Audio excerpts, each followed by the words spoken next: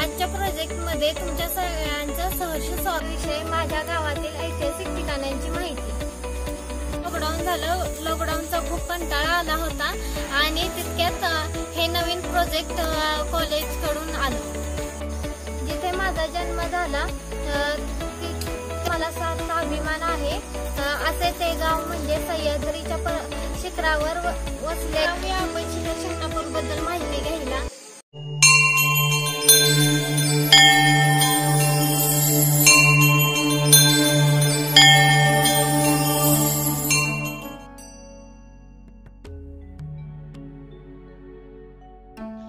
शिखर शिंगणापूरचा शंभू महादेव हा महाराष्ट्रातील अनेकांचे कुलदैवत आहे। महादेवाचे हे मंदिर आणि शिंगणापूर गाव दोन्ही यादव कुळातील शिंगण राजाने वसविले आहे असे म्हणतात। मंदिराला दगडी तटबंदी आहे आणि या मंदिराच्या आवारात 5 मोठे नंदी आहेत।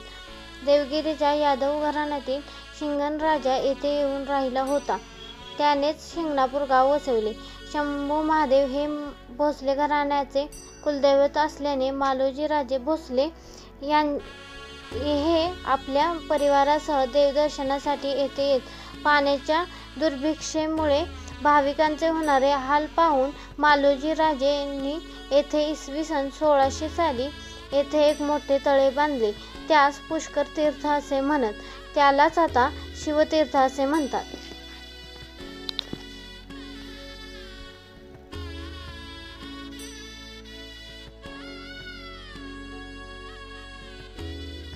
आता मंदिराचे आध्यात्मिक महत्त्व।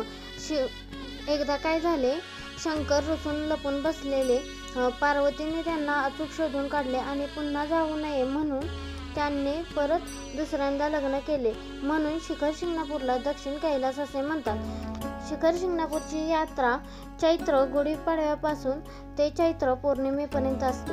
चैत्र शुद्ध अष्टमीला शंकर व पार्वती यांचा विवाह असतो। तत्पूर्वी चैत्र शुद्ध पंचमीस विवाहाची हळद जात्यावर दळली जाते। चैत्र शुद्ध द्वादशीस महादेवाला अभिषेक करण्यासाठी खालून कावडीतून पाणी आणतात। या कावडींमध्ये सगळ्यात मोठी कावड असते ती तेल्या भुत्याची। या कावडीला 2 मोठे रांजण असतात आणि त्या रांजणातले पाणी देवाला अभिषेक घालतात। या प्रोजेक्टमुळे मला गावात ऐतिहासिक गोष्टींचा अभ्यास करायला मिळाला, त्याबद्दल मला आनंद वाटला। धन्यवाद।